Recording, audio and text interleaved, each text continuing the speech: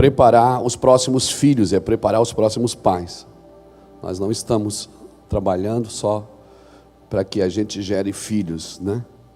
De colocar todo mundo debaixo do braço e dizer, são meus filhos na fé. Não, a ideia é sempre preparar os próximos pais para que o Senhor dê continuidade. E nós louvamos ao Senhor por esse tempo, porque parece que algumas coisas estão ficando mais claras. Há uns 4 anos atrás, nós recebemos uma palavra dirigida pelo pastor Rafael Conrado, que inclusive está de aniversário hoje. Rafael Conrado, lá dos Estados Unidos, que coordena o trabalho do Mevan lá nos Estados Unidos. Eu estava com ele e Deus usou ele poderosamente para nos dar uma palavra. E ele falou sobre 3 tempos: esclarecer, estabelecer e expandir. Que nós íamos viver um tempo de clareza, as coisas iam ficar muito claras, coisas que a gente já sabia, mas não compreendia, né? Até porque a habilidade, ela tem mais a ver com a qualidade do ensino do que com a quantidade do saber. Às vezes a pessoa sabe demais, mas não tem qualidade naquilo que ela sabe. Então, a habilidade que a gente adquire pelo ensino, ela tem muito mais a ver com a qualidade com que se aprende, né, do que com a quantidade do que se sabe. Então, a quantidade do que se sabe não é tão importante quanto a qualidade daquilo que se aprende. E o Rafael disse, olha, pastor, Deus me mostra 3 tempos: esclarecer, estabelecer e expandir. Então, a gente viveu um tempo, está vivendo ainda um tempo de muito esclarecimento. Tem muita coisa vindo para a luz, não tem, gente? Não está assim? Você percebe assim que tem umas coisas assim que está acontecendo, que tem mais clareza nesses dias? Tem ou não tem? Parece que eu estou lendo a Bíblia tudo de novo. Parece que eu fico pensando, eu já li a Bíblia tantas vezes, mas eu não me lembro de ter lido isso aqui. Mano, já estava ali, é porque não era para aquele tempo, era para esse tempo. Amém? Deus faz nova todas as coisas. Então o esclarecer, ele tem um propósito, que é estabelecer. Estabelecer tem também um propósito, que é expandir. Eu não posso expandir aquilo que não está estabelecido. Eu não posso estabelecer aquilo que não está claro. Eu posso estabelecer coisas erradas, equivocadas. E uma delas tem a ver com a paternidade de Deus. E eu queria falar um pouquinho hoje sobre isso, o espírito de um pai. Deus é pai, e quando essa revelação não cair na sua vida, você vai estar sempre procurando fazer algo para se sentir alguém. Você vai estar sempre querendo comprar amor pelo serviço. Mas quando a paternidade de Deus cai, que você entende Deus como pai, as coisas começam a ficar claras dentro da sua mente. E você nunca mais vai comprar amor pelo serviço. Nunca mais você vai se sentir um mendigo espiritual. O mendigo, né? Mendigo espiritual. Por quê? Porque você vai entender que Deus é pai. E como um pai que açoita e repreende aquele que ama. Não separe o amor de Deus da justiça de Deus. Deus é amor, mas Deus é justo. E Ele repreende e castiga aquele que tem por filho. E Ele ainda diz, se tu estás sem repreensão, então tu não és filho, tu és bastardo. Porque uma das características de um filho, uma das seguranças que eu tenho, que eu sou filho de Deus, é pelas lutas que eu passo. Porque eu sei que Deus está me tratando. Amém? Deus está me tratando. Faz parte de um propósito. Então eu queria falar um pouquinho nessa noite, já que a gente está num dia dos pais, né? Quando essa revelação caiu na minha vida, eu fui curado, irmãos, em relação ao meu pai. Hoje conversei com ele por telefone, ele mora em outra cidade. Desde 13 anos de idade a gente não tem ele na nossa casa. E hoje eu tenho 53, então faz 40 anos que eu não convivo com o meu pai. E eu tive que aprender. E como você vai dar uma coisa que você não recebeu? É muito difícil. E nós fomos curados no Senhor. Fomos descobertos no Senhor. Então, por favor, não deixe o seu passado estragar o seu futuro.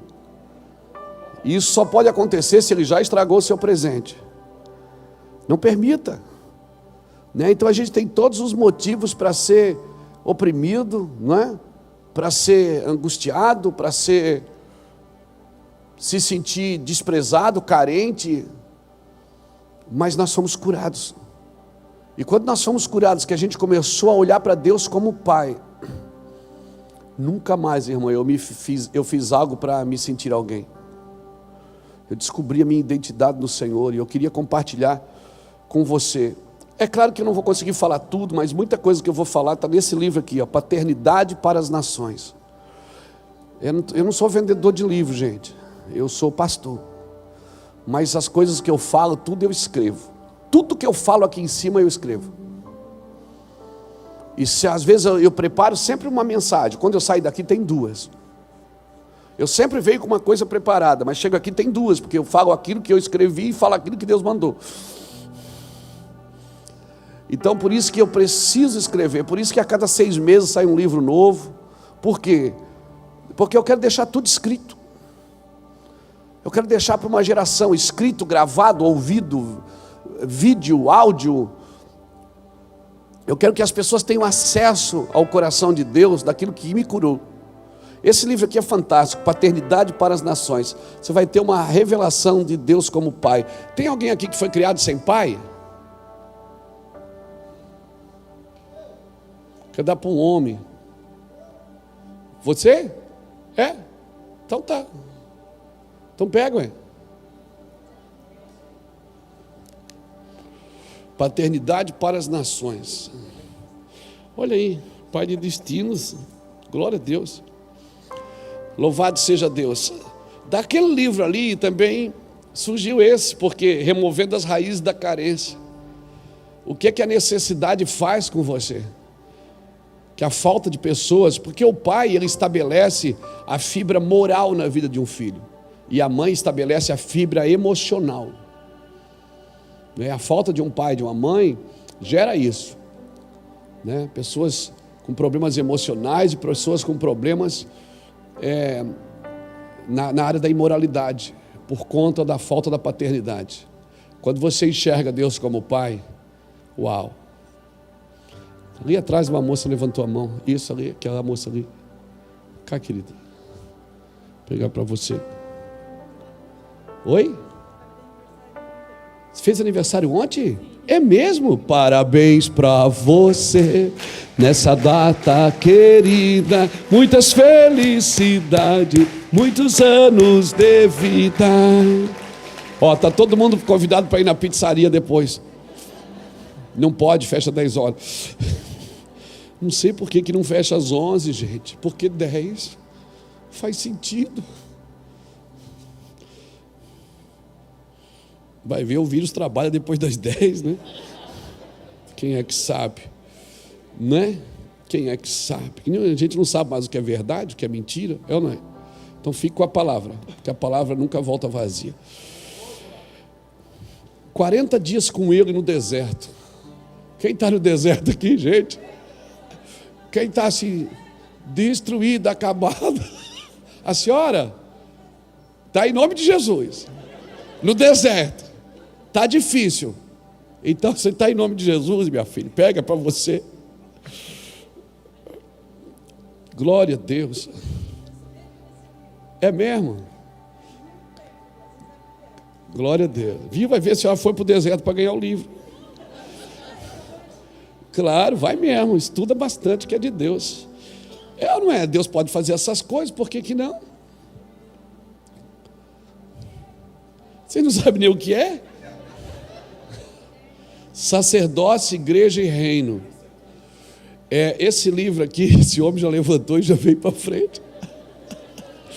Eu vejo que tu és profeta. Glória a Deus. Eu também te conheço. Deus abençoe. Vem cá, deixa eu orar por você. Eu sei que é o Ica. Pai, em nome de Jesus, nós oramos pela vida do Ica e declaramos cura sobre ele. Toda enfermidade que quer o matar, em nome do Senhor Jesus, nós declaramos cura sobre ele. Eu declaro, Senhor Deus, cura sobre ele para a tua glória, em nome de Jesus. E assim seja. Amém, Ica? Senhor te guarde. Glória a Deus. Glória a Deus, glória a Deus, glória a Deus. Vamos lá. Acabou, né? As coisas de dar. Alguém tem mais alguma coisa para dar aí? O relógio é meu, irmão.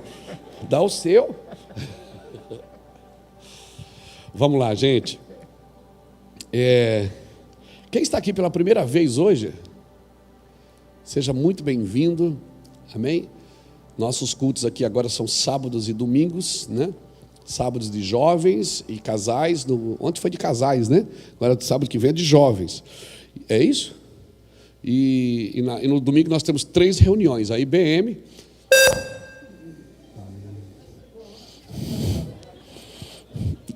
Quando é toque é para começar a pregar? Parar de encher linguiça e pregar mesmo, né? Esse é o toque. Esse é o toque? Reuel. Deu Reuel, aguenta mais. Nós temos uma aliança, né? Então tá.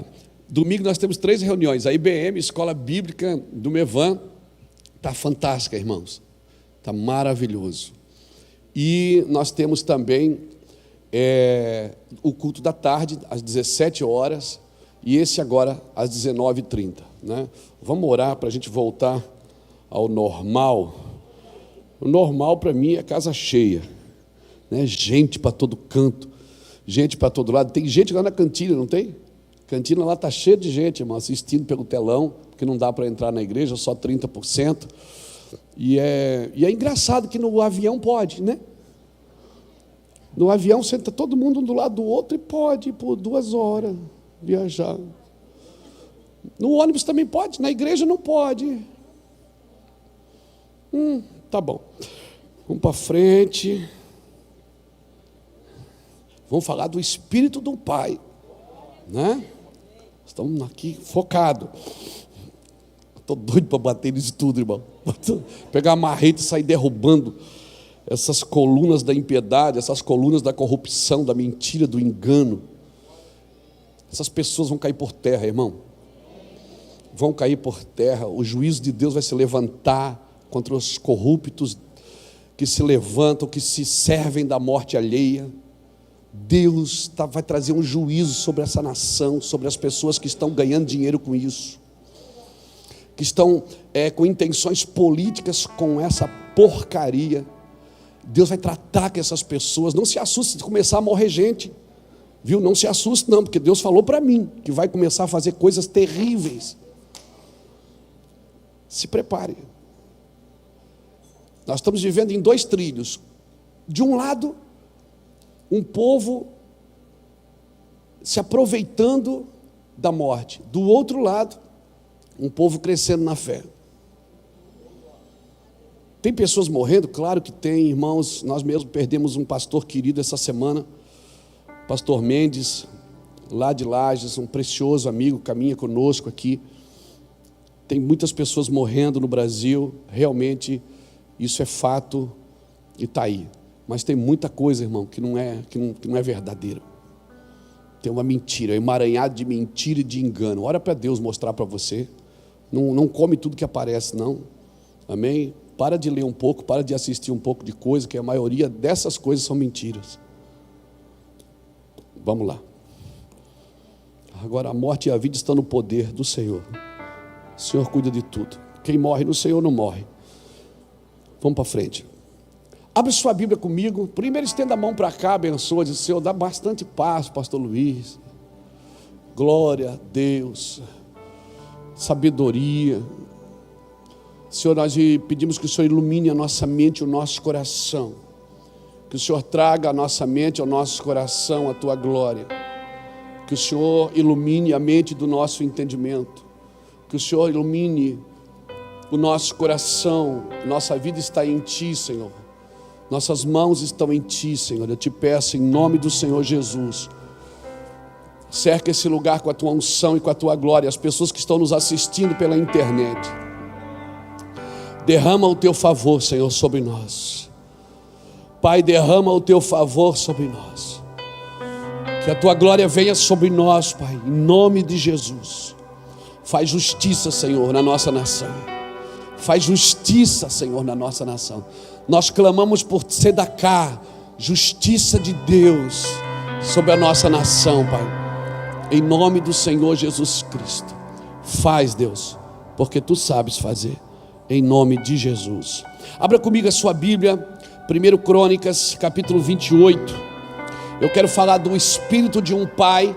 Nós estamos numa série de mensagens chamada A Cura da Fé, né? Nós estamos numa série, A Cura da Fé. Essa é a terceira mensagem desse tema, a cura na fé. E hoje eu quero falar sobre isso, o espírito de um pai, dentro dessa mensagem.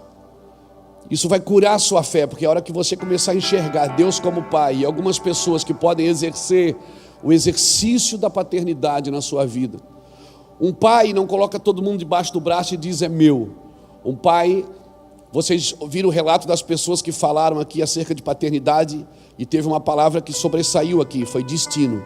Todas elas disseram: o pastor me ajudou, me deu destino, porque eu nunca deixei ninguém parar em mim, irmão. Eu nunca criei expectativa nas pessoas que elas tivessem expectativas em mim. Eu nunca deixei ninguém adorar a minha adoração. Eu nunca deixei ninguém. Eu entendo que as pessoas reconhecem outras pessoas, e isso é lindo, você reconhecer a fé de alguém, reconhecer a capacidade de alguém, reconhecer a renúncia de alguém, mas idolatrar não. Nós nunca permitimos isso. Por quê? Porque nós somos homens como você, seres humanos, e não é pecado ser gente. Tem até um curso que a gente dá aqui no Mevon Academy, chama-se Humanizando a Espiritualidade. Nós precisamos ser humanos. Amém? Não é pecado ser gente. Às vezes a pessoa cria um arquétipo de um cara espiritualista e ninguém pode tocá-lo porque é intocável o homem de Deus. Não, Jesus era tão parecido com gente que andava no meio do povo, e Judas teve que beijar ele para as pessoas saberem que ele era Jesus. Judas combinou com os guardas: olha, o homem que eu beijar, esse é Jesus. Porque não é pecado ser gente. Seja você gente, e gente boa. Amém? Homens de Deus não são só bons de Bíblia, eles são bons de coração. Mulheres de Deus não são só bons de Bíblia, bons de profecia, são bons de coração. São pessoas que desejam o bem das outras. Amém, querido? Não tem nenhum homem de Deus mau. Se é mau, não é de Deus. Porque todo homem de Deus é bom, é generoso, tem desejo que as pessoas cresçam e se tornem. O desejo de um pai é que um filho se torne sempre maior do que ele. O pai sempre trabalha para os filhos serem maiores. Agora, nem todos são filhos, nem todos permitem ser tocados como filhos. E aí é onde eu quero falar sobre isso hoje, para a gente reconhecer o espírito de um pai. Amém? Aquele filho, ele quis voltar para casa, que estava tentando comer com os porcos, ele quis voltar para casa, por quê?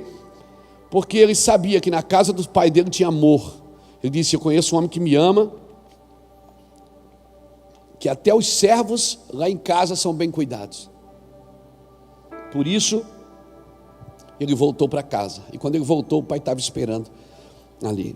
Então, irmãos, a gente fala muito de avivamento na igreja, muito de avivamento, mas deixa eu te falar uma coisa. Todo avivamento que você estudar, a história de todos os avivamentos, nasceu em uma igreja morta. Nasceram de igrejas mortas, de uma geração morta, de uma geração apostata. Nasceram assim. E aí um grupo se levantou e começou a orar. E quando a igreja estava morta, ele manda avivamento para quê? Para acordar essa igreja. E por isso eu não oro por avivamento, porque eu não quero só que ela acorde. Eu estou orando pela constância da igreja, até que a sua ressurreição total, até a sua ressurreição total. Eu estou orando por ressurreição, não por avivamento. Eu estou orando para que nós, os cristãos, ressuscitamos dessa mornidão, dessa vida morosa, dessa vida sem sentido. Por isso que é tão necessária a vida dos pais, para dar destino. Conselho todo mundo pode dar, mas destino, a pessoa tem que conhecer Deus como pai. Isso, paternidade não é uma mensagem. A gente vê um monte de CD, gente cantando sobre paternidade, CD de paternidade, livro de paternidade, mas enquanto não conhecer a paternidade de Deus, é só falácia, é só informações. A paternidade de Deus, ela vai mexer você por dentro. Você, quando for orar, você já não vai com medo. Nós herdamos, me perdoe aqui os meus irmãos católicos, mas nós herdamos do catolicismo a penitência. Nós herdamos. A gente pecava, ia confessar com o padre, e o padre dava uma penitência, que era rezar. Você rezava 10 Pai Nossos, 3 Ave Maria, 3 Crê em Deus Pai, e rezava. E aí pronto. E aí o que acontece? Agora você diz, agora eu converti, você veio para a igreja evangélica. Só que oração para você ainda é uma penitência. Nós não fomos ainda, a gente vai orar achando que orar é uma penitência, ou seja, porque quando a gente pecava, o castigo era rezar. E a gente acha que até hoje, quando você vai rezar, você está pagando a conta, está pagando a duplicata do pecado. Não, querido, oração é um tempo precioso para ficar com Deus. É gostoso ficar com Jesus. Amém? Não tem penitência nenhuma. E o dia que você não gostar de fazer isso, aí não... Tem gente que diz assim, pastor, ora por mim porque eu não consigo orar. Eu não vou orar por você não. Você tem que conseguir orar. Então como é que eu faço? Fica lá, ué. Fala nada, fica quieto, mas fica lá. Tinha uma mulher que congregava com a gente lá no CI, há anos atrás. E ela dizia para mim, pastor, eu não consigo dormir. E abriu a bolsa assim, mostrou um monte de remédio para mim que ela tomava para dormir. Eu digo assim, mas a senhora toma todo esse remédio? Tomo, pastor. Tomo esse para dormir, esse para acordar. Tomo esse para... Se eu tomar só esse, eu durmo até as 3. Daí se eu tomo esse aqui em diante, eu durmo até as 6. E era um monte de remédio. Eu disse, a senhora tem fé? Ela disse, eu tenho, mas eu não durmo. Eu digo, então não toma, mulher. Ela disse, se eu não tomar, eu não durmo. Eu disse, mas esse é o segredo, a senhora não vai dormir. Não? Eu disse, não. A senhora vai ligar o som. Tem som na sua casa? Tem o som, 3 em 1. A senhora vai ligar o som na sala. A senhora vai orar. A senhora vai orar pelo traficante que mora na sua rua, vai orar pela... Já tinha me contado a história dela toda. A senhora vai contar aí, vai orar pelos seus filhos, vai orar pelos seus netos, vai orar por isso, vai orar por aquilo. A senhora vai orar, a senhora vai passar a noite orando. A noite toda, eu disse, Eu digo, eu garanto para a senhora que no dia seguinte, Satanás vai passar na frente da sua casa assim, para não acordar a senhora. Porque é muito melhor para ele que a senhora durma, do que a senhora fique acordada infernizando o inferno. Você já infernizou o inferno?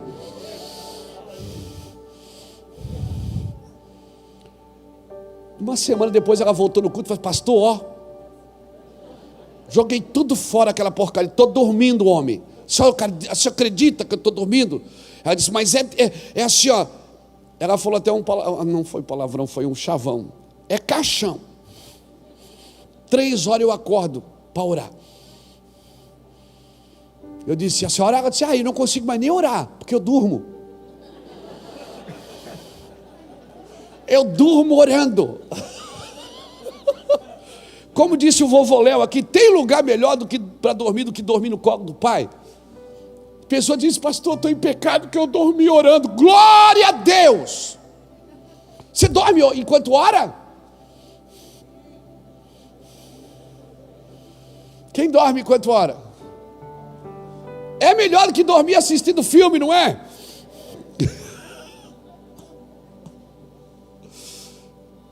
Quem dorme com o controle da televisão na mão? Levanta a mão aí, crente, te conheço. Vamos falar da Bíblia, gente. Então é isso, paternidade é isso. Quando você descobre alguns segredos, irmão, não existe varinha de condão, existe uma vivência com Deus. Você começa a andar com Jesus, Ele vai te dando dicas. E você não precisa entrar nem no Google para saber o que é significado. Porque Ele vai te dando ideias simples, claras, mas são coisas claras, que você vai usar na praticidade da sua vida. Isso vai mudar os conceitos que você tem da Bíblia, de Deus, da religião.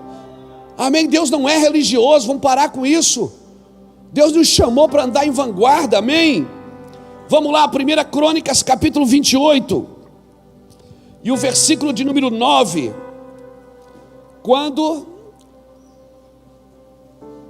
Davi chama Salomão e passa para ele as medidas do templo,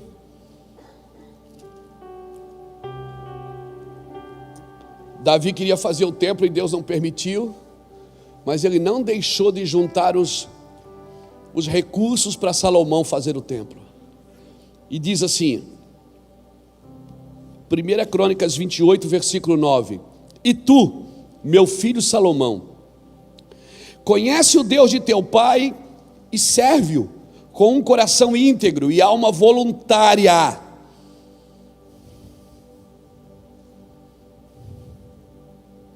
Coração íntegro e alma voluntária, ou seja, ninguém precisa forçar você a servir a Deus. Se tem alguém forçando, a sua alma não é voluntária. Se tem alguém empurrando você para servir a Deus, a sua alma não é voluntária. Você tem que desejar isso, você tem que querer isso. O que nós, os pregadores e pais, fizemos é iluminar o caminho para você.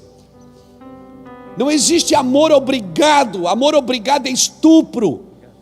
Intimidade obrigada é estupro. Deus não quer você amarrado, forçado. Deus quer que você esteja ali porque você quer, porque você decidiu por Ele. Agora serve o Deus de teu pai, serve-o com um coração íntegro e alma voluntária, pois o Senhor esquadrinha todos os corações e penetra todos os desígnios e pensamentos. Se o buscares, será achado de ti, mas se o deixares, rejeitar-te-á para sempre.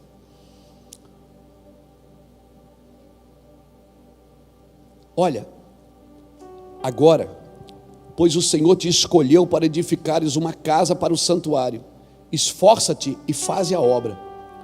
Deu Davi a Salomão, seu filho, a planta do pórtico, com as suas casas e as suas tesourarias, os seus cenáculos e as suas recâmeras interiores, como também da casa do propiciatório.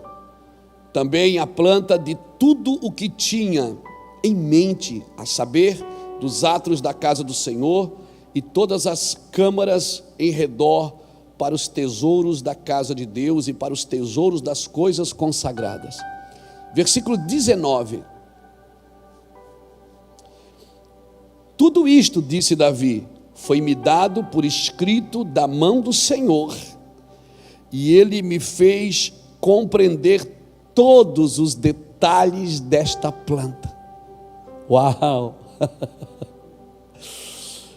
Se tudo que tinha no templo apontava para quem? Tudo que tinha no templo, tudo que tinha no tabernáculo de Moisés, agora no templo de Salomão, tudo que tinha no templo apontava para quem? Para Jesus.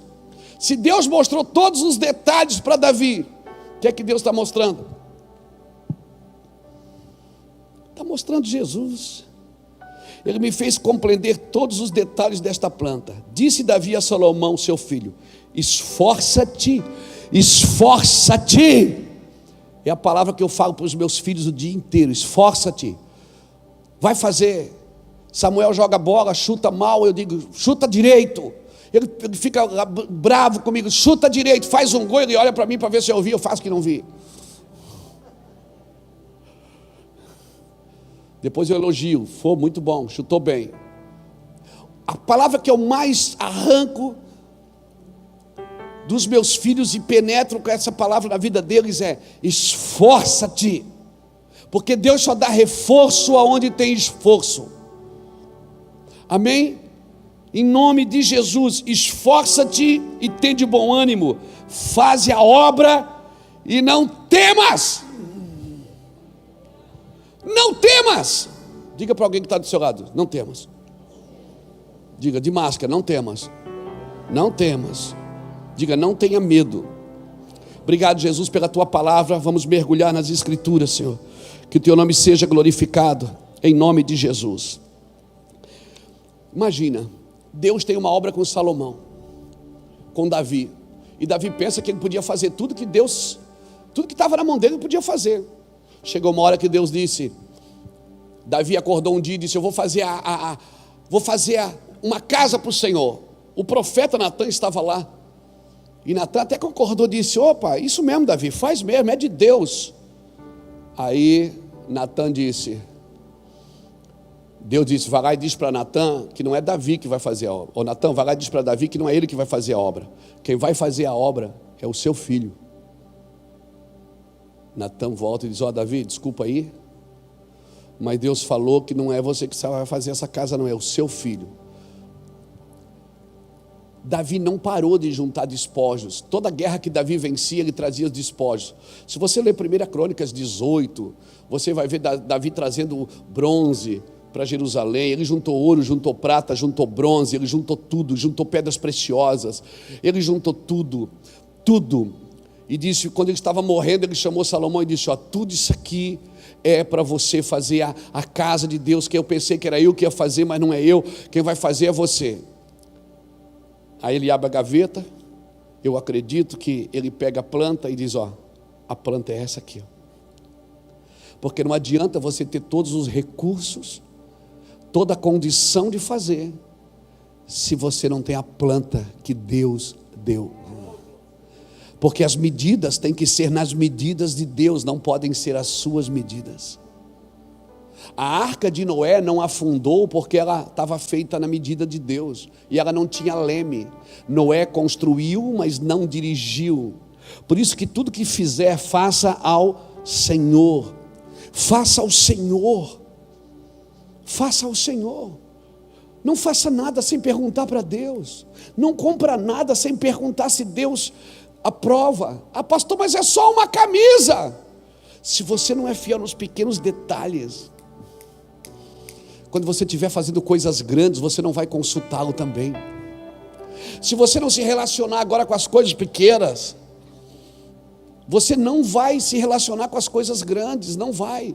Se você não tiver o hábito de, pastor, aí é demais, pensa o que você quiser, de estar se arrumando, olhar no espelho, estou bem, senhor, estou legal, combinou, está ornando essa roupa. Que é isso, pastor? Isso é meninice. Pensa o que você quiser. Mas se esses pequenos detalhes não fazem parte da sua vida, você não vai, porque são essas pequenas investidas, essas pequenas conversas, que vai arremeter você para grandes decisões. Quando você precisar tomar, o Senhor não vai deixar você tomar decisões erradas. Eu pergunto tudo para Deus, é para amor aqui, porque o que vai acontecer? E eu sou chato mesmo, e a gente mora num apartamento, estamos doidos para ir morar numa casa, e fico perguntando: é nosso desejo ou é o Senhor que quer isso?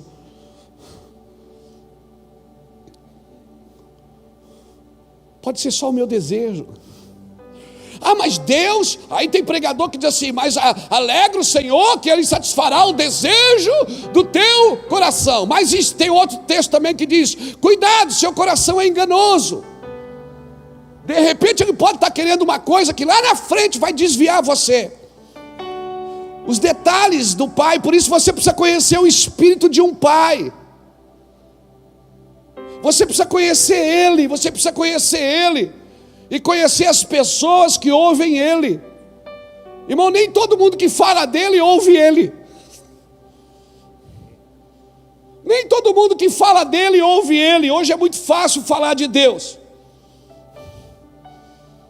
A planta que Deus me confiou, Davi disse: olha, o ouro está ali que eu ganhei na guerra, aqui está a prata que eu ganhei na guerra, ali está a madeira que você vai usar, as pedras preciosas, os escudos de bronze que você vai fazer aqui, o mar de bronze, as colunas de bronze, está tudo aqui. Mas a planta, meu filho, puxou do bolso, da gaveta, sei lá, só essa aqui. Deus me deu isso aqui, e foi Ele que me deu. Ou seja, você pode desperdiçar tudo isso se você não andar na medida dele. O que vamos fazer agora, irmão, já foi feito um dia. O que vamos fazer agora já foi feito um dia. Deus tem as suas medidas. Se somos realmente pais, eu falo aos homens agora, se somos realmente pais, certamente Deus tem medida para nos entregar. E se Deus nos entregar a medida, Ele vai nos responsabilizar de passar essas medidas para os nossos filhos, porque o Deus que nós servimos é um Deus de continuidade, é um Deus de continuidade. Quando Deus diz que odeia o divórcio, Ele não fala isso porque Ele odeia o divorciado. Escuta, você que divorciou, Deus não te odeia, Deus te ama, mas Ele diz que odeia o divórcio não é por causa do divorciado, é por causa dos filhos, porque Ele busca uma semente bendita para si, porque aquelas crianças que nasceram daquele relacionamento precisam dar continuidade a elas, e o pai gera a figura moral e a mãe emocional. Por isso nós vivemos numa geração desequilibrada emocionalmente e moralmente. Por que que você acha? Porque o casamento, você acha que o diabo quer tirar teu casamento, quer roubar teu casamento? Não, ele quer os frutos do casamento. Por que que o diabo quer arrombar a tua casa, arrombar teu casamento? Por quê? Quando o diabo chega, ou melhor, o diabo não, o ladrão. Um ladrão chega e estoura o cadeado da sua porta. Ele quer roubar o cadeado? Não, ele quer roubar a riqueza que está lá dentro, que aquele cadeado protege. Você acha que ele quer destruir teu casamento? Não, ele quer pegar o que você construiu aí dentro. O que esse casamento protege, nesse caso, suas gerações posteriores. Dá um glória a Deus. Então, pastor, então eu estou divorciado, acabou com a minha vida, então não tem mais jeito para mim. Que isso? Eu não estou dizendo isso. Deus te ama. Agora, onde você acertou, deixe pegadas no chão. Onde você errou, deixe uma placa de sinalização. Diga, não façam isso. Amém? Amém, irmãos? Você pode ser usado por Deus para sinalizar para as pessoas, para ajudá-las. Quantos de nós poderíamos levantar a mão e dizer assim: se eu soubesse eu não tinha feito, eu faria tudo diferente? É ou não é? Quem não faria diferente? Levanta a mão. Todos nós faríamos diferentes.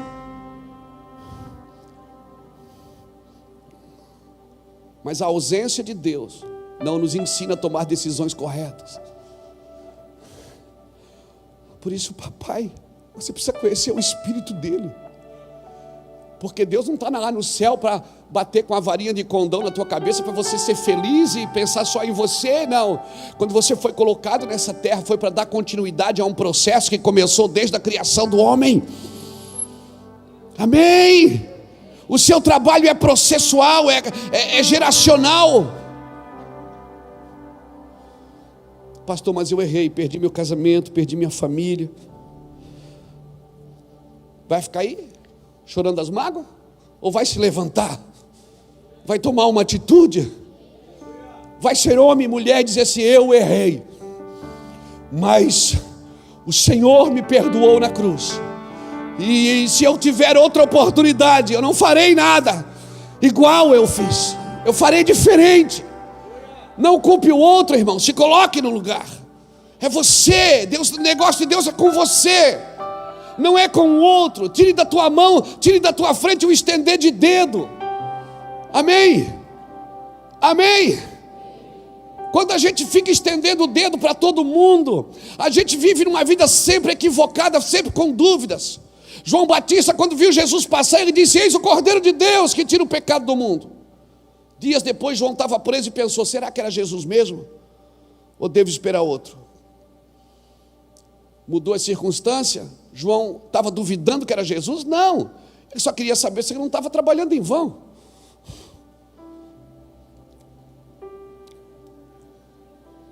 Mas Paulo não disse: eis o Cordeiro de Deus. Paulo disse: já não sou mais eu que vivo, é Ele que vive em mim.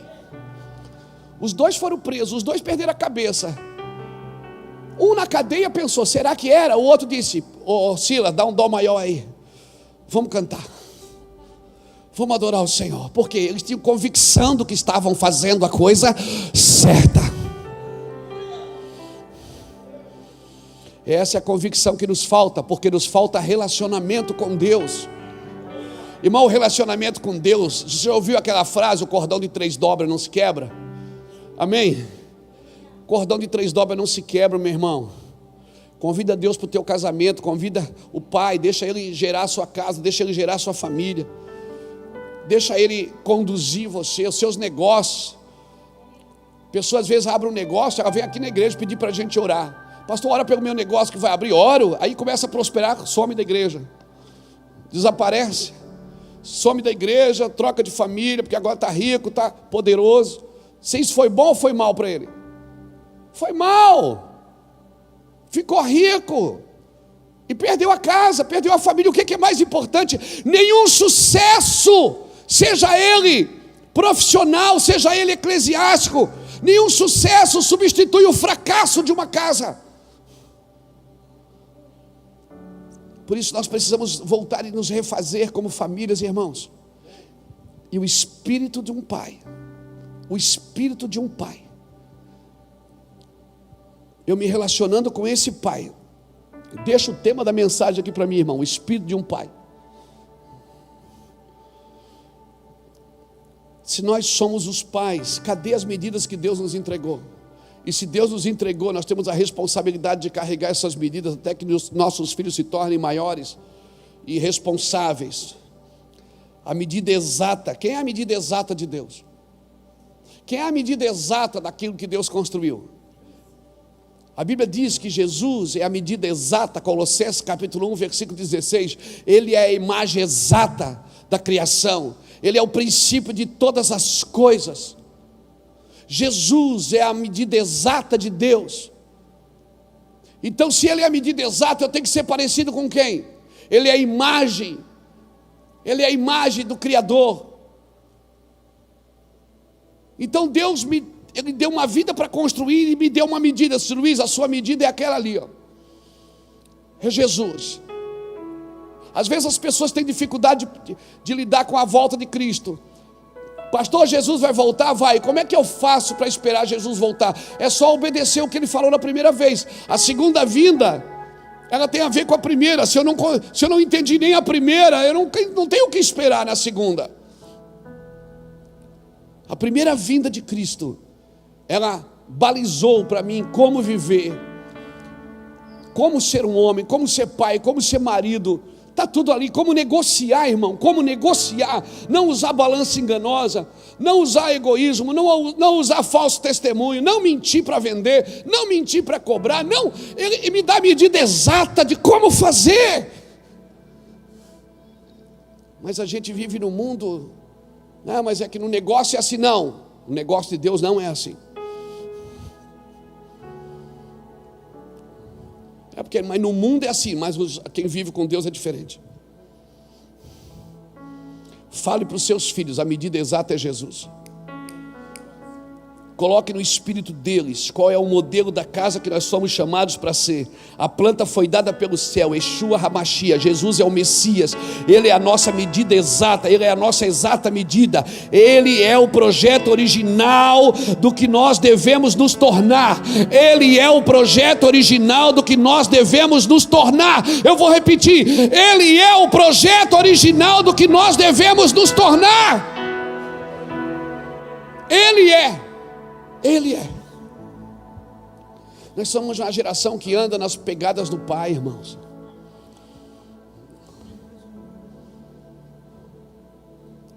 Na pegada do Pai. Quando vocês veem homenagens aqui, isso muito me alegra. Eu fico muito feliz.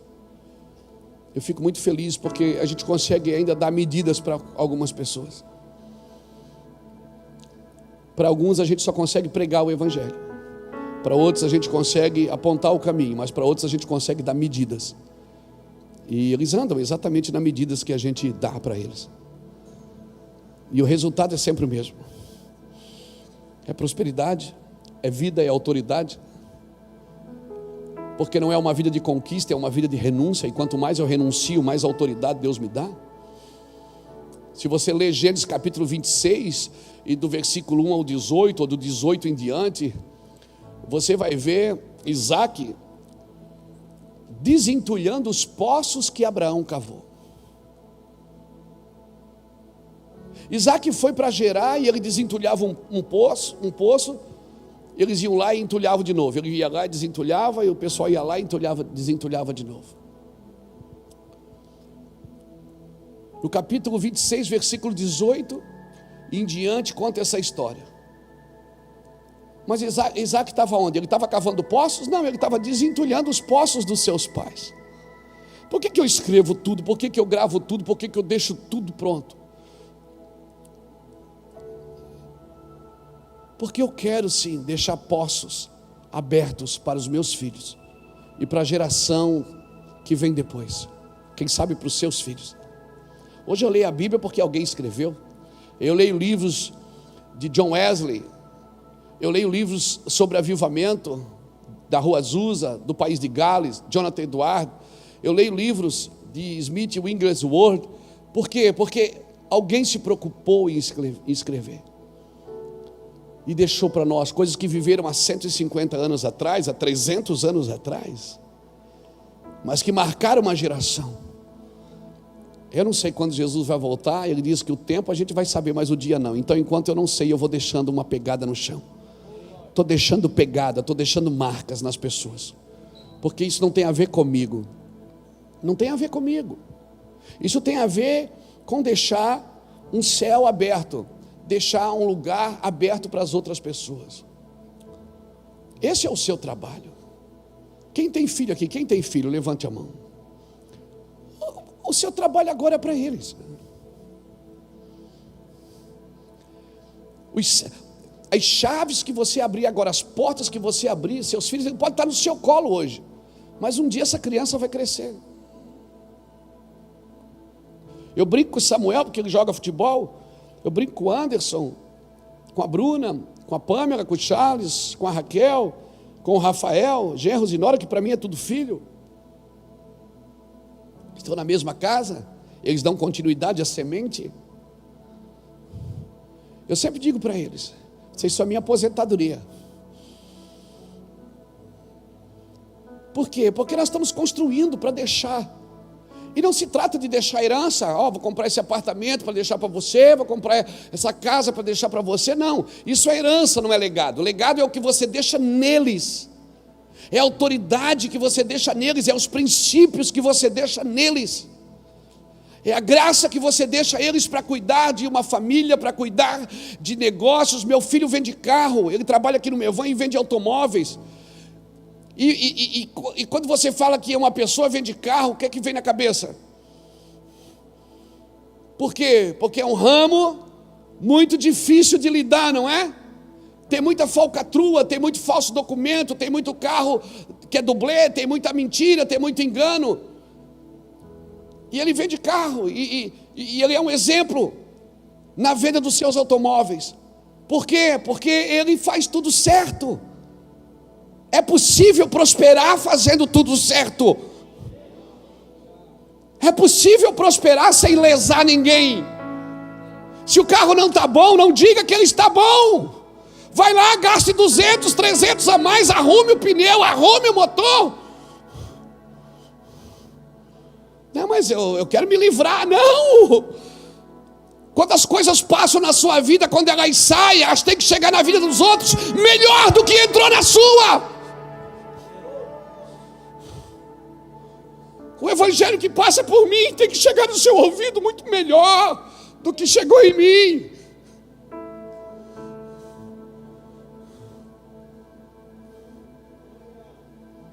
Não. Às vezes tem uns irmãos aqui querendo comprar carro deles. Não, deixa eu dar uma ajeitada, depois eu te passo. Ele tem um probleminha aqui, tem um probleminha ali. Eu vou ver se isso é sério. Eu vou baixar o documento para ver se não está com problema na justiça. Depois eu te passo. Se aumentar 200, aumentar 300, mas se aumentar eu vou perder. Você já viu alguém andando na linha com Deus e perder? Você já viu alguém perder? Que anda com Deus perder? A única coisa que você perde é a sua vida.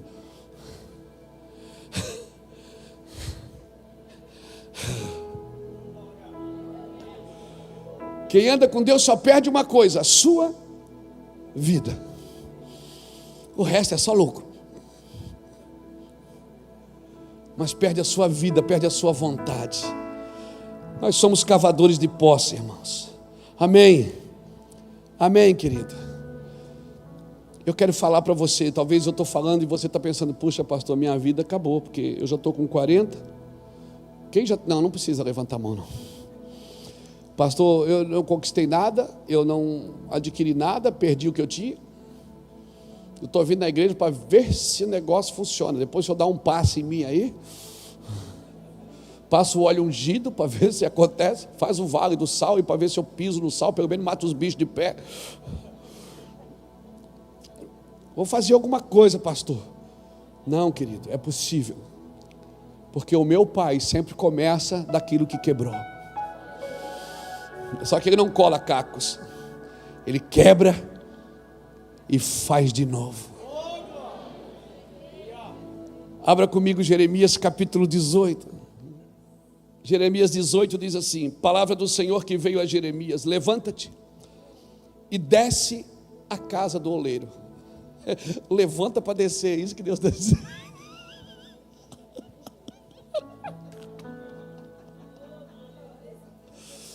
Levanta-te e desce à casa do oleiro, e lá te farei ouvir a minha voz, as minhas palavras. Desci à casa do oleiro e vi que ele estava fazendo uma obra sobre as rodas, mas o vaso que ele fazia de barro se quebrou das suas mãos, pelo que o oleiro jogou tudo fora, desistiu da obra e pegou outro. Não. Pelo que o oleiro tornou. Não, fala bem alto, bonito assim, portuguesado assim. Tornou. Isso, ele tornou a fazer dele outro vaso, conforme bem lhe pareceu. Então veio a mim a palavra do Senhor. Até aqui tá bom. Deus falou para Jeremias: desce, levanta-te. Levantou? Agora desce. Desce à casa do oleiro, que eu ali te farei ouvir a minha voz. Jeremias desce. Quando Jeremias desce, o que é que acontece primeiro? Primeiro ele ouve ou primeiro ele vê? Primeiro ele vê. Ele disse: eu vi que o oleiro fazia a obra sobre as rodas.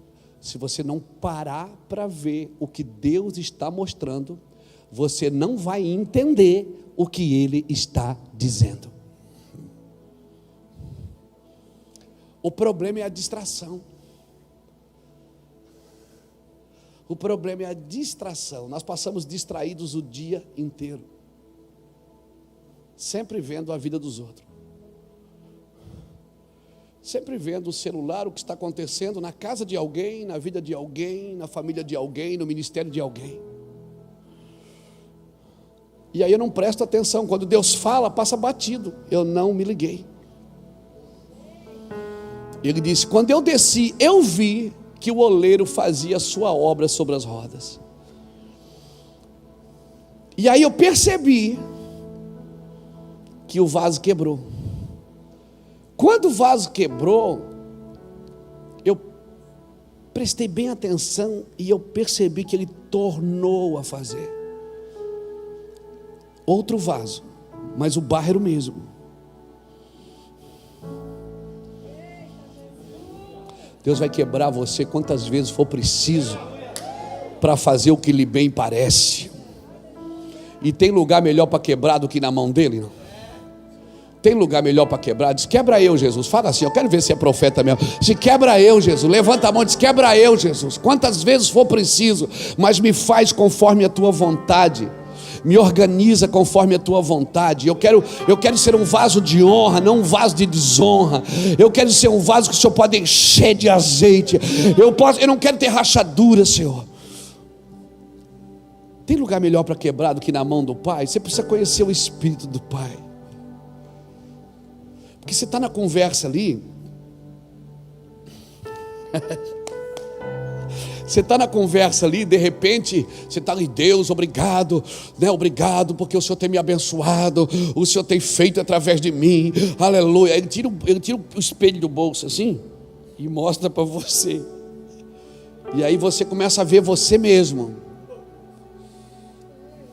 Por isso que Isaías, quando viu a glória de Deus, ele disse: ai de mim, que vou perecer, porque eu sou um homem de lábios impuros. Alguém apontou para ele, alguém disse: você tem lábios impuros, Isaías. Deus falou para ele? Precisou de um crente fofoqueiro para dizer: você tem lábios impuros? Precisou, amém? Precisou de profeta de maldição? Não, precisou? Não. Quem é que disse que tinha lábios impuros? Quem? Ele mesmo. Porque o encontro com a glória de Deus leva você a ver você mesmo. Por isso que quem vive falando mal da vida dos outros ainda não teve um encontro com a glória de Deus. Quem tem um encontro com a glória de Deus não vê outra casa, não vê outra vida, não vê outra família, não vê outra, só vê a sua.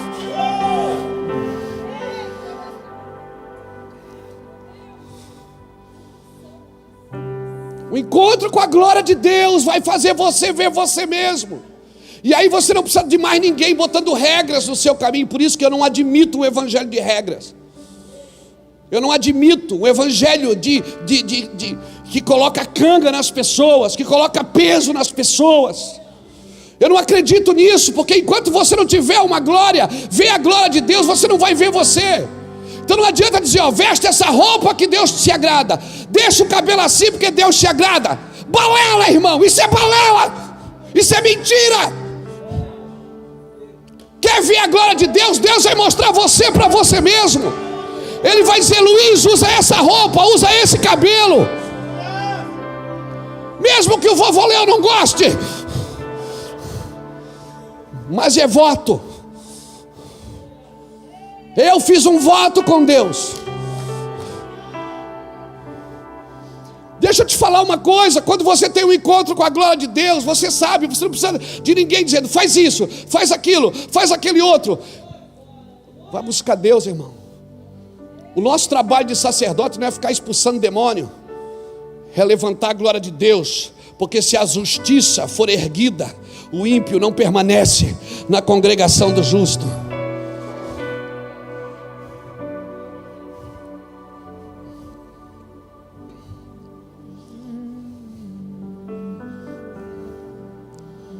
Alguém disse para mim esses dias: e se entrar 2 homossexuais de mão dada na sua igreja, você deixa entrar? Eu disse: claro. Vai ouvir o evangelho. Das duas uma: ou converte, porque não vai aguentar a pressão da glória. Não aguenta, irmãos, não aguenta. Ou então vai dizer: vai congregar em outro lugar. Eu não estou aqui para dizer, eu não estou aqui para ofender, eu estou aqui para atrair a sua glória, o seu espírito. O Espírito de Jesus conserta as coisas. Quando Jesus estava na mesa com os discípulos, Jesus olhou para os discípulos e disse: um de vocês vai me trair. Nenhum discípulo apontou por outro e disse: é ele, Jesus, é ele. Não, todos disseram: por acaso sou eu, Senhor? Porque na mesa com Jesus você só vê você, cara, você não vê mais ninguém. Então uma pessoa que anda com Jesus, ela não fala mal de ninguém, ela fecha a boca, cala a boca. Uma pessoa que anda com Jesus, ela não vive criticando, não vive ofendendo, não vive machucando. Uma pessoa que anda com Jesus, ela está sempre dizendo: Senhor. Ela não olha pela janela sem antes olhar no espelho. Por isso que as prostitutas corriam atrás de Jesus, eles diziam: ele tem demônios. Por isso que os eunucos procuravam Jesus, ele dizia: ele tem demônios. Os centuriões procuravam Jesus, os publicanos, cobradores de impostos, todo mundo dizia: ele tem demônios. Não, ele não tinha demônios, ele tinha glória. Porque a glória atrai o pecador, a glória atrai a imundícia, a glória atrai, a glória atrai.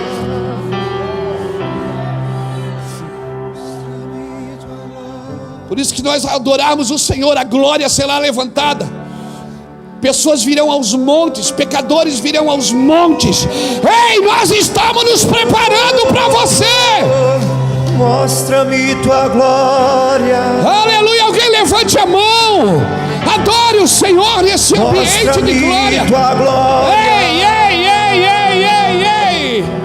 Ele está nos tirando. Sabe o que Jesus está fazendo? Nos tirando da empolgação. Ele sempre restaura daquilo que foi quebrado. Ele mostra para falar, ele não fala para mostrar. Primeiro ele mostra, depois ele fala. Presta atenção no que ele está mostrando. Você está distraído demais. Quem sabe dentro da sua casa, um passarinho que pousa na janela, uma borboleta, uma cebolinha que você plantou atrás de casa, Deus vai usar para falar com você. Sim, uma criança, alguém no mercado. Sim, uma placa. Isso, uma placa, um outdoor pode falar com você. Presta atenção no que ele está mostrando. E aí você vai entender o que ele está dizendo. Depois que ele viu, então veio a mim a palavra do Senhor. Ver para entender no que ele disse. Se veio a palavra do Senhor, por que ele não fala? Primeiro ele mostra. Ele diz: levanta e desce. Senhor, eu quero voltar para as suas medidas, sempre. Todos os dias eu acordo e eu quero isso, eu quero voltar, eu quero entender o que o Senhor está dizendo. Por favor, não me deixa distraído. Quem sabe a partir da minha vida, ei, olha aqui, se você tiver que mudar a partir da vida de alguém, você tem que mudar a partir da sua vida.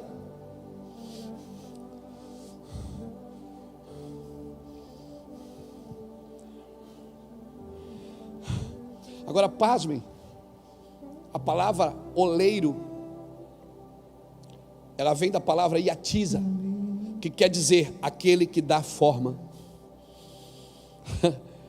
A forma quem é que dá? É Ele. Não é Luiz Hermínio. Todos esses testemunhos que vocês ouviram desses irmãos, pastores, pastoras, filhos de pastores que a gente cuida, ama, dos meus filhos. Eu dou o princípio, eu dou um modelo, eu digo: meu filho, o modelo de vender carro é esse. Samuel, o modelo de jogar futebol é esse, filho. Pamela, Rafael, que estão em missões em Portugal, ó, o modelo que Jesus deixou de missão é esse. Charles e Bruna, olha, o modelo de negociar, de pagar as contas, de adquirir, de comprar é esse aqui. O modelo sempre é o pai que dá. Eu dou o modelo, mas nem todo mundo quer o modelo. Alguns já tem outros modelos, ou alguns já tem uma pilha de modelo na sua escrivania. Já receberam o modelo de todo mundo. Eu só sou pai de quem eu dou o modelo e obedecem o modelo. Para aqueles que não andam no modelo que eu dei, eu sou só o pastor. Para alguns eu sou só o amigo. Para alguns eu sou só alguém interessante, que tem bastante seguidor na internet, que é muito bom estar perto. Mas eu sei de quem eu sou pai, porque eu baixo as calças e circuncido, toco na sua intimidade e não castro. Preparo para que ele também reproduza no rebanho. Por isso que a palavra que você mais ouviu foi destino. Ele me deu destino, me ajudou com aquilo, me ajudou com isso, me ajudou. Porque quando eu percebo que alguém baixa as calças, diz: pastor, pode tocar na minha intimidade, como Paulo fez com Timóteo, em Atos capítulo 16. Não, 17. 16 ou 17? Está na Bíblia. Está na Bíblia, irmão. Paulo circuncidou Timóteo. Timóteo não era uma criança de 8 dias, era um homem.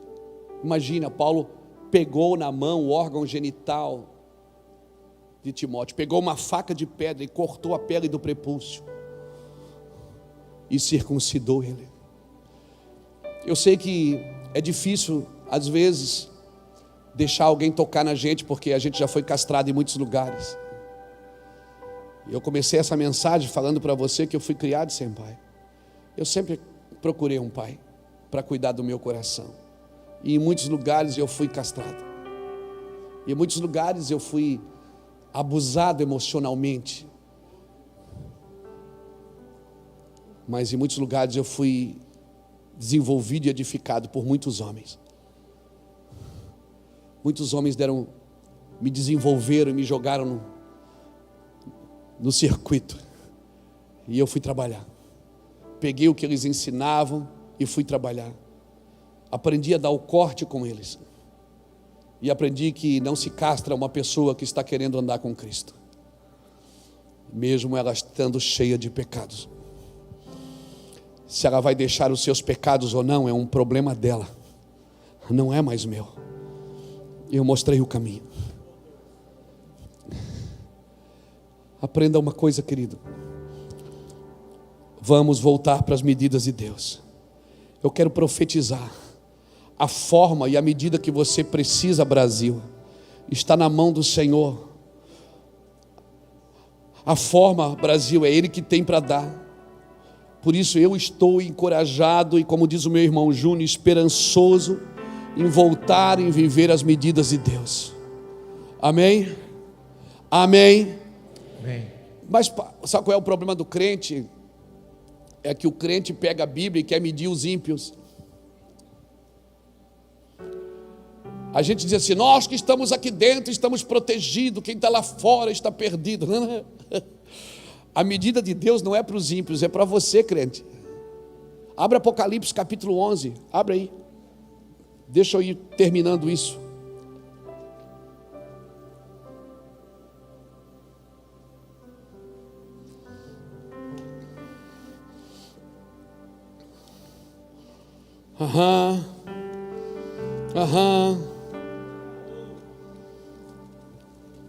Está recebendo, querido?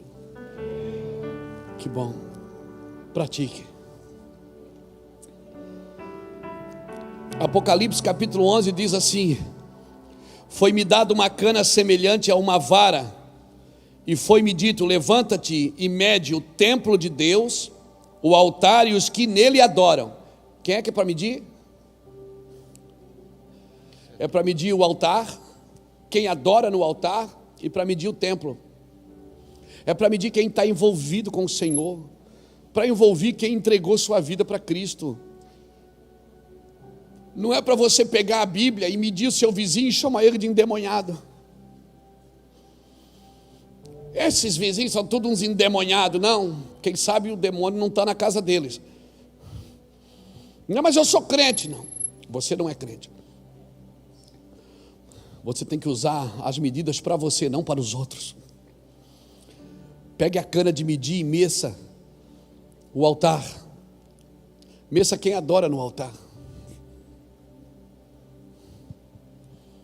Meça quem usa o altar. Meça o templo. Amém? Amém, querido. Louvado seja Deus. Aqueles que receberam dele as medidas precisam andar nas medidas, não nas suas vaidades, querido. Porque ele mede aqueles que se dizem dele. Amém? Eu nem vou falar das duas testemunhas aqui. Se você olhar um pouco, vamos só passar um pouquinho aqui. Versículo 2: mas deixa o átrio e o que estão de fora do templo, não os meça, porque foi dado aos gentios. Estes pisarão a cidade santa por 42 meses. É para medir quem está dentro, não é quem está fora. Eu sei que isso aqui fala dos fins dos tempos, mas eu estou usando esse texto para falar da gente hoje. Amém? Não meça os que estão de fora, meça os que estão dentro. Meça você, a partir de você primeiro. Cuide da sua vida. Versículo 3: e te darei poder às minhas duas testemunhas, e profetizarão por 1260 dias, vestidas de saco, 3 anos e meio. Estas são as duas oliveiras e os 2 candeeiros que estão diante do Senhor da terra. Se alguém lhe quiser causar mal, da sua boca sairá fogo e devorará os seus inimigos. Se alguém lhe quiser causar mal, importa que assim sejam mortos. Agora, pasme, a doutrina dispensacionalista sempre falou que as duas testemunhas eram Elias e Enoque, mas quem sabe não é. Vamos olhar aqui, ó. Estes homens têm poder, versículo 6, para fechar os céus, para que não chova no dia da sua profecia, e tem poder sobre as águas para converter em sangue, e para ferir a terra com toda sorte de pragas, quantas vezes quiser. Quem é que fechou os céus e não choveu? Quem é que transformou o rio em sangue e mandou praga? Então vai ver que é Elias e Moisés, pode ser? Cadê o corpo de Moisés?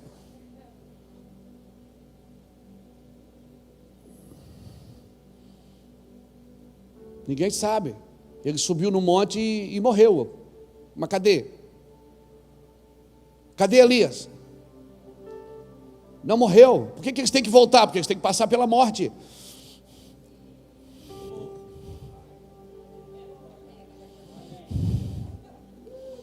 Todos têm que morrer. Se nem Jesus escapou, tu vai escapar, Elias? Sai fora.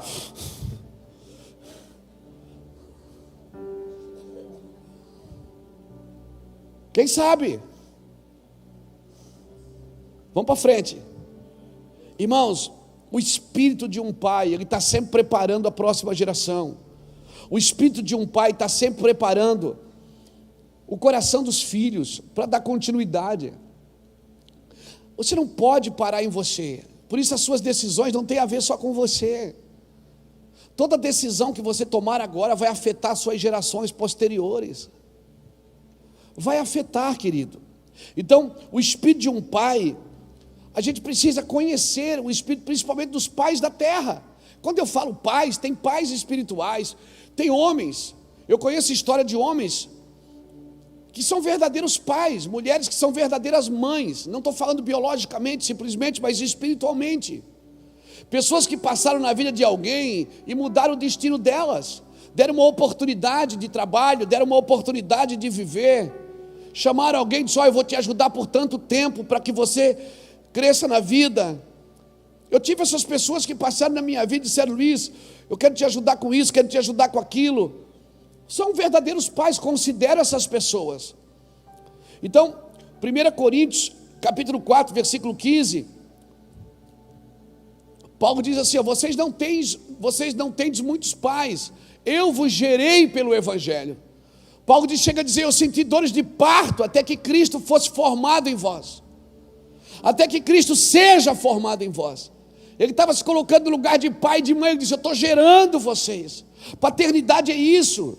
Pais são aqueles que geram em Jesus Cristo, porque Jesus é a medida exata. Não é só dizer: eu sou o pai da igreja, eu sou o pai da família, eu sou o pai da empresa aqui. Não, pais é aqueles que usam as medidas exatas, e a medida exata é Cristo. Reconhecer um pai, tem algumas chaves que a gente pode usar para reconhecer pais e mães, principalmente espirituais. Vamos aproveitar que a gente está no dia dos pais, vamos falar do espírito de um pai, não é? Pais são aqueles que geram em Cristo, e eles têm a medida exata. Pais, eles vão passar as medidas para as próximas gerações. Eles vão passar os recursos para as próximas gerações. Eles vão passar todo o despojo das suas guerras. Por isso que eu sempre digo para vocês, os irmãos mais velhos, eu vou falar de novo: todo lugar que você passou luta, Deus tem a capacidade de transformar isso no seu maior ministério. No lugar onde você sofreu a pena, onde você foi açoitado, você foi golpeado muitas vezes, nesse mesmo lugar, é nesse lugar que Deus vai te usar, querido. Você vai se tornar uma ferramenta de edificação para o corpo de Cristo na vida das pessoas, amém? Reconhecer o espírito de um pai vai ajudar você a remover limitações da sua vida. Tem muitas limitações que vão sair da sua vida, só porque você reconheceu o espírito de um pai. Mas nenhum pai, escute bem, nenhum pai da terra, por maior que seja, por mais querido, por mais puro, por mais genuíno que seja, pode nos fazer completo. Eles nos dão as medidas para a gente andar em Cristo, mas eles não nos podem fazer completo, porque só o Senhor pode te fazer completo. Pastor, como que eu sei que eu estou diante de homens e mulheres que são verdadeiros pais espirituais? Primeiro, a voz de um pai, ela é convidativa, ela nunca é intimidadora. Quando um pai conversa com você, ele pode falar forte. Você olha para ele, parece que está nervoso. Sobrancelha está de um lado e está da outra. Franze a testa, você diz, meu Deus, hoje o pai não está bem. Mas a voz dele sempre é convidativa, nunca é intimidadora. A expressão de um pai sempre inclui, não exclui. Algumas pessoas são fortes no falar, e quando falam parece que estão brigando. Se você vê eu, Ulisses e o Júnior conversando, você pensa que eles estão brigando. Porque a gente fala alto, fala forte, não é? Mas você não pode ter medo. Você tem medo de entrar no Santo dos Santos pelo novo e vivo caminho? Você tem medo de entrar na presença de Jesus? Quem tem medo de entrar na presença de Jesus? Se você não tem medo de entrar na presença de Jesus, você não pode ter medo de entrar na presença de nenhum homem. Eu já estive diante de muitos homens de autoridade nessa nação. Eu já estive diante de muitos homens de autoridade em muitas nações. Autoridades máximas. Eu já tive. E eu não me senti intimidado. Porque se eu não tenho medo de entrar na nuvem, não tenho medo de entrar no véu que foi rasgado, no santo dos santos, pelo novo e vivo caminho, você acha que eu vou ter medo de entrar na presença de algum homem? Ah, mas é uma autoridade, o que é que eu faço? Só põe a faca na minha garganta. A Bíblia diz, quando estiver diante de uma autoridade, põe a faca na garganta, ou seja, não fala porcaria, não fala besteira, fica quieto, deixa a coisa acontecer. E é isso que a gente procura fazer. A correção de um pai, ela sempre vem porque ele ama, porque o pai corrige quem ama. Esse é o primeiro atributo que vai te ajudar você a romper com as suas limitações de lidar com os pais e mães, principalmente espirituais e também biológicos.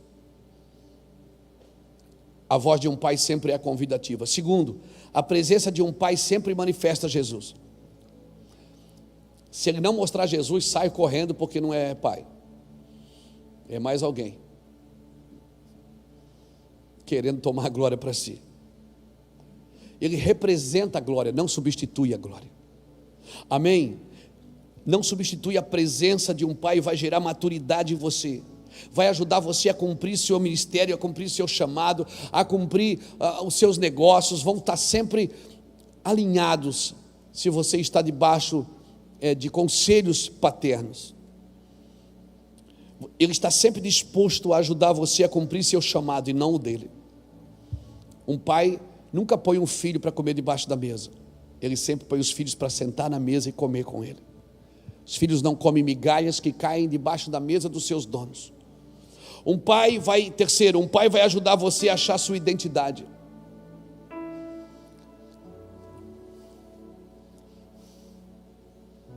Um pai sempre vai ajudar você a achar sua identidade. Por isso que o negócio é pesado, é duro, é forte. Às vezes você está diante de uma pessoa e você diz assim, meu Deus, quando eu estava diante daquele homem, eu me senti que eu estava diante do homem mais importante da terra.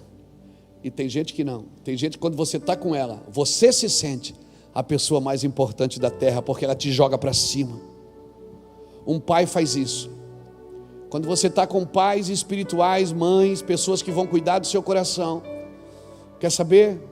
Você não vai se sentir a pessoa mais importante, você não vai achar que está diante da pessoa mais importante, porque eles vão sempre fazer você se sentir a melhor pessoa do mundo. Pais geram identidade nos filhos, por isso que na sua identidade tem o nome da filiação, pai e mãe. A presença de um pai vai tocar as profundezas do seu destino, do destino da sua vida. Um pai vai ajudar você a achar a sua identidade. Achando um pai, certamente você vai achar a sua identidade. Achando um pai, certamente você vai achar destino, você vai achar a sua vocação. Quarto, um pai prefere servir do que ser servido. Sempre servir. Um pai agrega para os filhos, mas claro, ele precisa de ajuda. E se você tiver que servi-lo, também não tem problema nenhum, porque fazendo isso, você também será abençoado. Mas servindo, veja bem, quando você estiver diante de pais espirituais, que você estiver servindo, você nunca vai se sentir um servo. Porque ele nunca vai fazer você se sentir um empregado. A impressão que você, quando você está servindo um pai espiritual, você nunca vai se sentir usado. Você nunca tem o sentimento de estar sendo usado. Vocês podem falar disso. Quando você está diante de alguém que zela por sua vida, você nunca se sente usado por ele. Você está sempre se sente desenvolvido. Eu quero crescer e o meu pai está me ajudando, por isso que ele está apertando o negócio, por isso que ele puxa, ele tenta sempre arrancar de dentro de mim o que eu tenho de melhor. Quinto, um pai nunca é extremista ou autoritário. O problema da Bíblia, de pessoas que interpretam a Bíblia, que sempre levam as coisas escritas para os extremos. Ou passivo ou agressivo, nunca assertivo. É muito perigoso quando nós andamos na Bíblia só agressivamente ou passivamente, e não assertivamente. Qualquer coisa que Jesus inicia, sempre os homens levam para os extremos.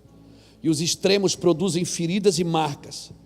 Tira as pessoas daquilo que é legítimo, daquilo que é real. Um pai imaturo, seus filhos serão infantilizados. Grava isso, um pai imaturo, seus filhos serão infantilizados.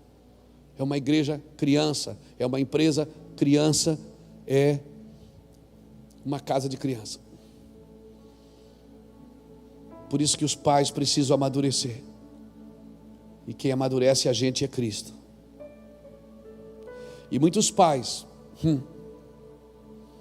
isso é sério, muitos pais usam de autoritarismo para ter o respeito das pessoas que não têm mais de Deus. O autoritarismo tem sido a ferramenta usada em muitas igrejas e muitas empresas, até na política. O autoritarismo é para impor respeito que não tem mais de Deus. Você vai saber quando você tem autoridade, porque quanto mais você tem, menos você quer usar. Eu quero terminar com isso, me dá mais 5 minutinhos. 6, um pai nunca pedirá para você fazer qualquer coisa que viole a sua consciência. Um pai nunca vai pedir para você mentir.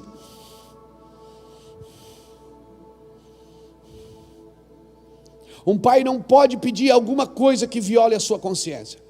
Se um pai está pedindo para você fazer coisas que violem a sua consciência, sai daí.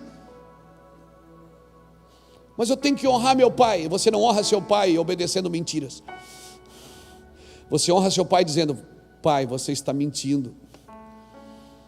Eu te amo, mas isso é mentira. Um pai legítimo, seja ele biológico ou espiritual, especialmente quando é ligado a dinheiro, um pai espiritual nunca vai fazer você falar ou fazer qualquer coisa que viole a sua consciência. 7, um pai não tem problema de você receber de uma pessoa diferente dele. Esses irmãos nunca precisaram me pedir para ir pregar em algum lugar. Eles fazem isso por causa de honra. Nunca. Reuel nunca precisou me pedir para ir tocar numa igreja. Ele faz isso por honra. Pastor, fui convidado, estou indo lá. Porque eu nunca proibi eles de receber de outras pessoas. E eu nunca porque vai ter um evento de uma igreja aqui, tem que pedir para o meu pastor. Meu irmão, isso é autoritarismo para mim. Tem que pedir para o seu pastor para você ir numa outra igreja que vai ter um evento. É porque na cabeça do seu pastor aquela é outra igreja. Não é a igreja de Jesus.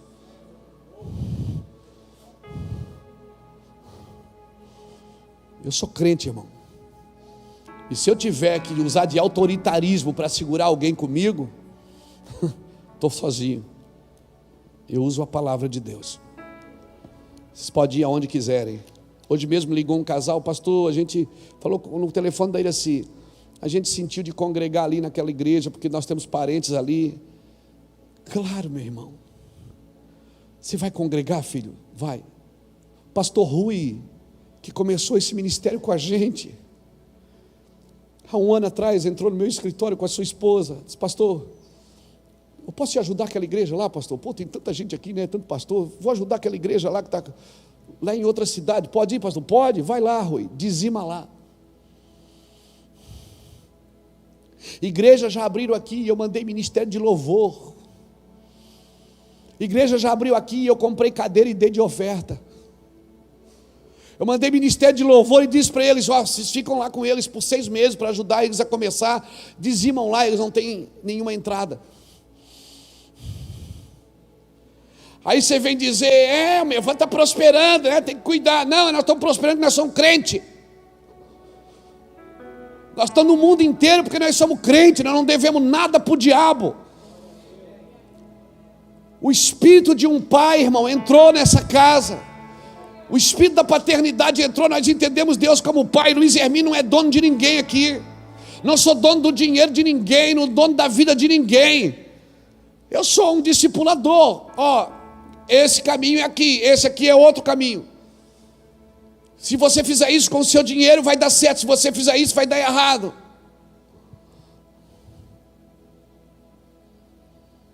Às vezes até pessoas precisam da ajuda da igreja. A primeira pergunta que eu pergunto é: você dizima?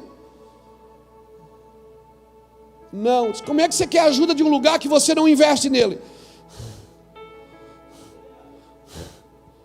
Se oferta. Vamos ser crente, gente. É muito simples. Eu vou te ajudar dessa vez, mas você tem que dizimar. E já tira o dízimo da ajuda. Para ele aprender.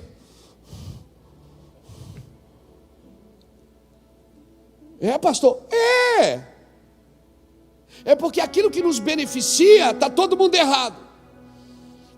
Aquilo que beneficia o outro, eu estou certo. Não, querido. O espírito de um pai é o 7º agora. Um pai não tem problema de você receber de pessoas diferentes dele. Ou seja, nós crescemos quando nós andamos. Nós já trouxemos gente aqui para pregar.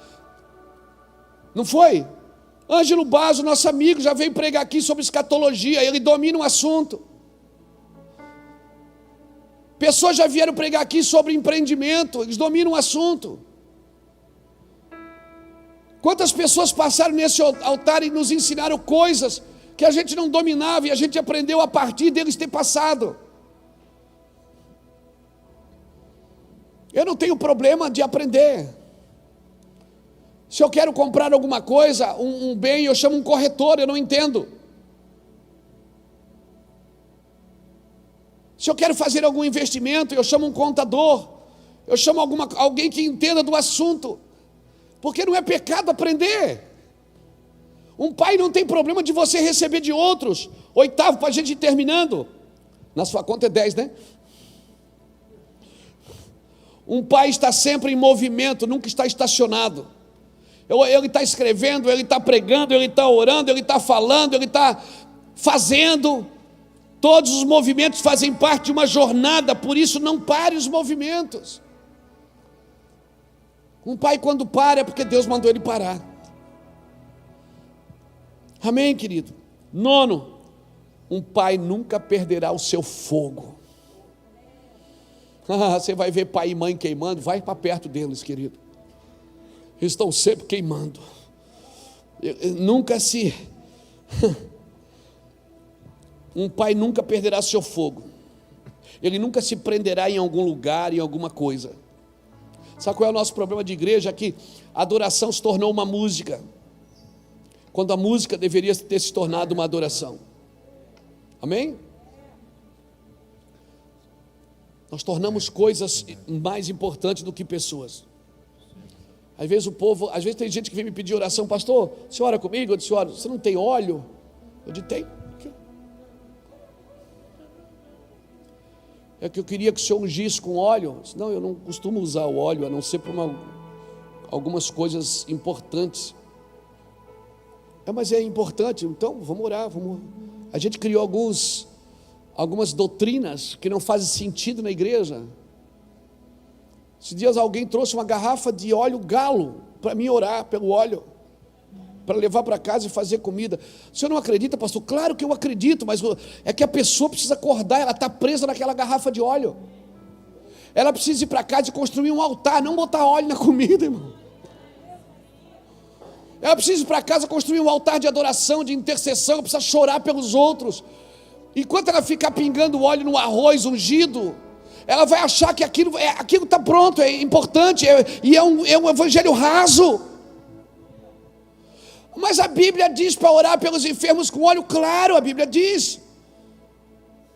Vamos fazer quando é para fazer, quando precisa ser feito, quando há uma direção para se fazer. Mas nós criamos alguns estímulos externos que não fazem sentido. Leonardo Ravenhill fala uma coisa interessante, ele diz assim, que só uma geração ávida de avivamento pode substituir uma geração ávida de pecado. 10º, o espírito de um pai, ou seja, um pai espiritual, ele permanece no avivamento. Ele permanece, mesmo que ele esteja triste, ele permanece na torre. Porque o problema não é entrar.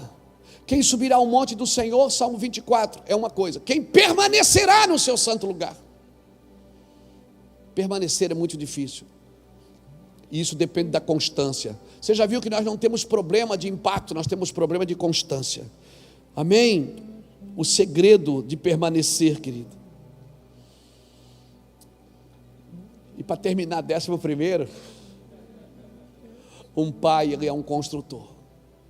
Ele está sempre construindo na vida das pessoas, sempre construindo.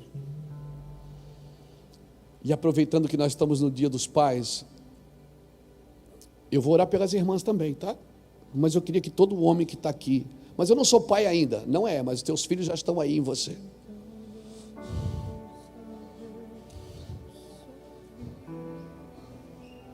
Fica de pé, por favor, só os homens. Eu quero orar por você.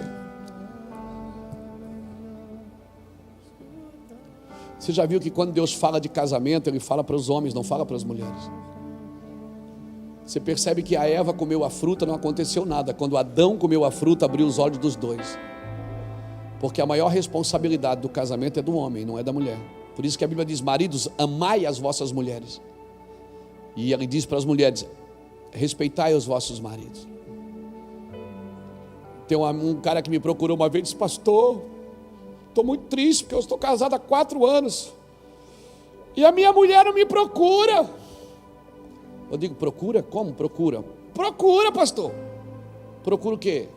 Na intimidade? É! Eu digo, mas esse não é o trabalho dela, é o seu. Se ela tiver que te procurar, meu irmão, é porque o negócio está esquisito. Porque o trabalho de amar é do homem. O trabalho de amar é do homem.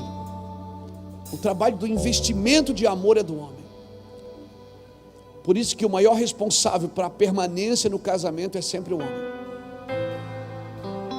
E eu quero responsabilizar você para isso, homem. Nós precisamos nessa geração de homens fortes, macho, homens, que não estão correndo atrás somente dos seus sentimentos, das suas paixões. Amém?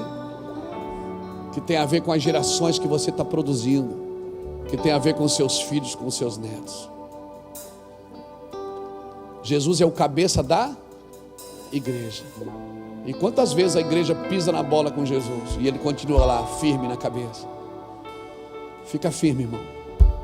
O trabalho de mantê-lo, a casa, a sabedoria das mulheres. A Bíblia diz que a sabedoria edifica a casa. A mulher sábia edifica a sua casa. E a Bíblia diz, e a tola destrói. Eu sempre achei que eram 2 mulheres, uma sábia e uma tola, mas não. É que você, homem, decide com quem você casou. Com a tola ou com a sábia? Porque Deus não te deu uma esposa, Ele te deu uma mulher. O trabalho de torná-la uma esposa é seu, não é dela. Deus não te deu um homem, um marido, Ele te deu um homem. É você que torna ele um marido. É duro de falar, né? Mas tem que falar essas coisas. Eu quero orar por você, homem. Pai, em nome do Senhor Jesus, eu oro por uma geração de homens. Homens, sim, Senhor, macho. Homens, Senhor, que não se prostram diante do pecado, diante da pornografia, diante da idolatria, diante da imoralidade, da sensualidade. Homens que não se prostram, Deus, em nome do Senhor Jesus Cristo. Nós pedimos que o Senhor guarde esses homens, proteja, levanta uma geração de homens convictos da tua volta, homens sacerdotes que vão guardar a sua casa, homens sacerdotes que vão guardar o casamento, vão guardar o seu leito sem mácula, homens que vão guardar os seus filhos, as suas famílias, homens, Pai, sim, Deus, unge esses pais, dá para eles o Espírito do Senhor, o Espírito de um Pai de destino, sim, Deus, para a Tua glória, em nome de Jesus, amém. Fica de pé as irmãs também, vamos lá.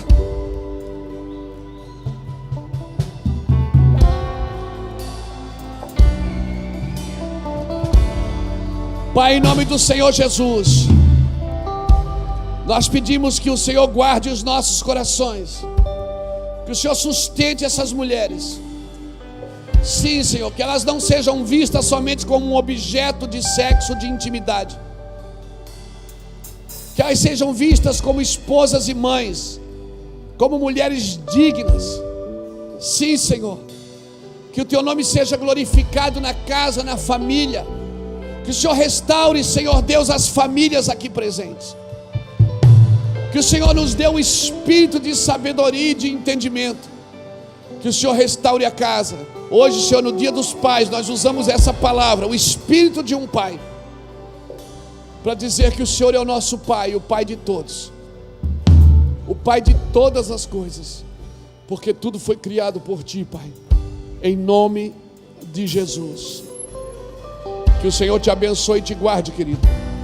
Que o Senhor faça resplandecer o seu rosto sobre ti e tenha misericórdia de ti. Que o Senhor sobre ti lhe dê, levante o seu rosto e lhe dê a paz que excede a todo o entendimento. Que o Senhor te levante com glória, com sabedoria, com entendimento. Que você tenha uma semana poderosa. Que essa pandemia não estrague a sua casa, não estrague, não mate ninguém da sua família. Nós declaramos isso em nome de Jesus Cristo. E nós declaramos que essa pandemia não vai parar. O que Deus começou na sua vida vai até o fim, em nome de Jesus. Senhor nosso Deus e Pai, Senhor, estamos aqui mais uma vez diante de Ti, porque reconhecemos que só o Senhor tem o poder de restaurar aquilo que o inimigo tentou destruir. Pai, muitos de nós temos carregado, Senhor, marcas invisíveis, feridas na alma que abalaram a nossa confiança, situações que não nos fizeram duvidar do Teu cuidado, Senhor. Mas hoje, neste momento de oração, nós declaramos, vem curar nossa fé, Senhor. Cura a fé daquele que foi ferido por palavras, Senhor. Cura a fé daquele que esperou e não viu o milagre acontecer no tempo que desejava. Cura, Senhor, a fé daquele que por tantas lutas chegou a pensar em desistir. Ó Espírito Santo, sopra nós a vida que renova, sopra sobre nós a esperança que reacende, sopra sobre nós a coragem que fortalece, que cada coração que se sente pequeno diante de provações seja hoje levantado pelo poder da Tua mão. Nós clamamos, Senhor, dá-nos uma fé que não seja apenas emocional, mas uma fé sólida, firme, inabalável. Uma fé que confia mesmo no silêncio, que descansa mesmo na espera, que se alegra mesmo em meio ao deserto. Assim como o Senhor curou enfermos e ressuscitou mortos e libertou cativos, cura também a nossa fé, para que possamos continuar caminhando sem retroceder. Que toda incredulidade caia por terra agora, que toda angústia que sufoca a confiança seja removida, que toda mentira do inimigo seja desfeita. Declaramos, Senhor, que nossa fé será maior que todas as nossas dores, que todas as nossas feridas. A nossa fé será forte, que circunstância, a nossa fé será um farol no meio da escuridão, porque está firmada em Ti. Jesus, rocha inabalável.